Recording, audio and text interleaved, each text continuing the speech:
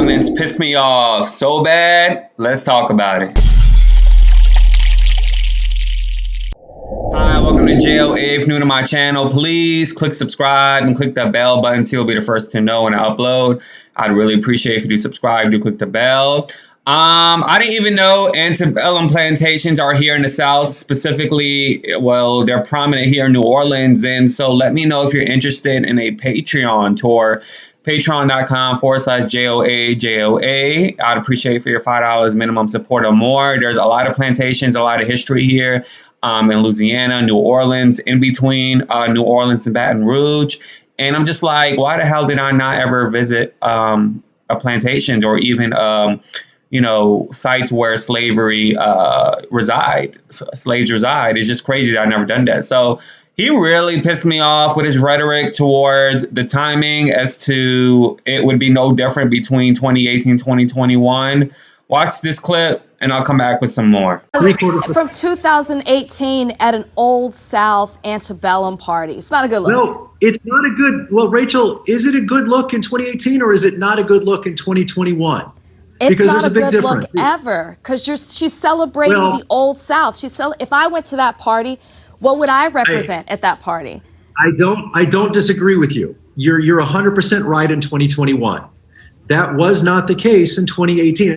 So this interview was a whole 13 minutes with Rachel, Lindsay, and Chris Harrison. I actually watched her on Extra during the interview with the guy, and she handled herself really well. And it really wasn't anything defensive between the two of them. It was more of it wasn't disrespectful. It was just like a respectful debate. And so what bothered me about his commentary was when he goes, well, if she would have done an Antebellum party in 2018, that really wouldn't have been cancelable.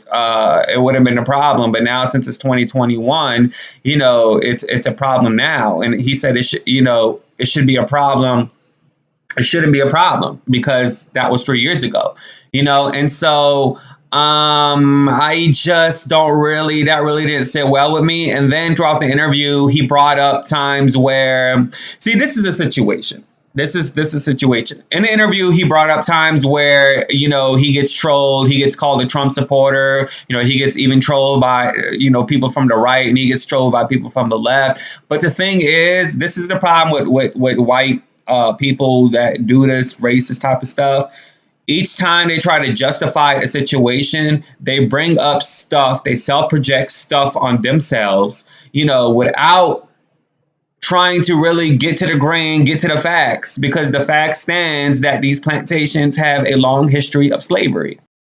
A lot of slaves, they lived at these plantations. There were maids,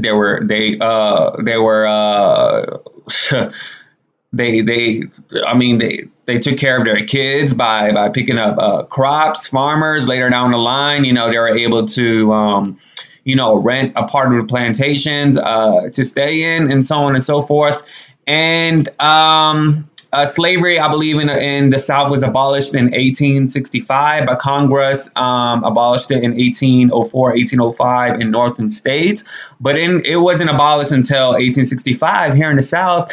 And it's a lot of history here. It's really a lot of history here. And the thing is, when you want to go to these plantations, a lot of these tour representatives, the tour coordinators, they really don't get into the dark history of American history. They just tell you about the beautification of the bushes, the outside, the homes, and everything. So I advise you, if you are interested in going to a Antebellum plantation or any other plantation that you're interested in, make sure you have a tour coordinator, or make sure you go with a company that actually tells you the facts about not only just how beautiful it looks, but also the history, the dark side of what these masters that they call themselves did to people from Africa.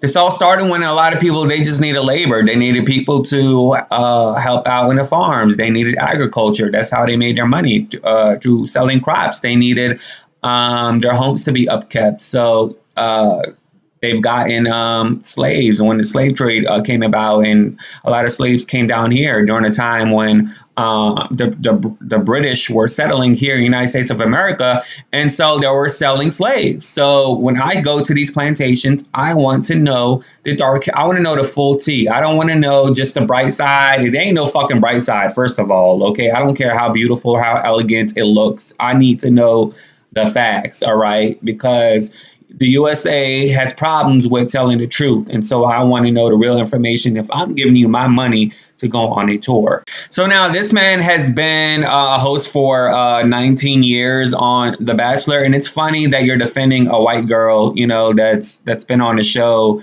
for a season. You don't even know her. So that kind of really tells you how prejudiced he is. And I advise him to do his history because it's so ignorant for him to even say that wouldn't be fine in 2021 for an Antebellum party, but it would be okay in 2018. And so he knows all of the dirty laundry at ABC, because y'all know ABC has their problems allegedly with their discriminations and stuff. Just ask Sonny Halston.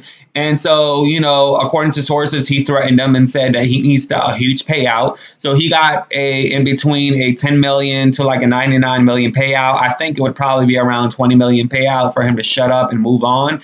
But he is still really pissed, according to sources. Like, he is pissed off, you know, as he should be, for losing his damn job, for defending a girl that basically lost her damn mind on a national level and basically was persecuted on a national level. And, you know, she also came out on Instagram and said, there's no justification of what I did. I'm sorry.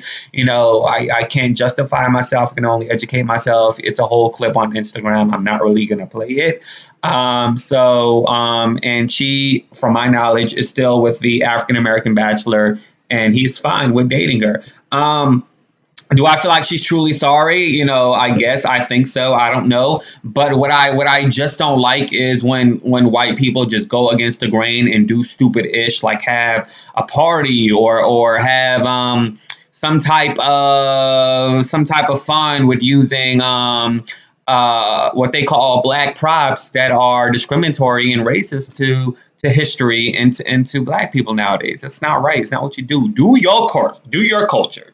Do your shit. You know what I mean? Like, if you're not sure whether or not this is a fine line of being, you know, racist, then just do your own thing. Like, why have an antebellum party? That's just crazy. That's stupid. Like, that's really dumb.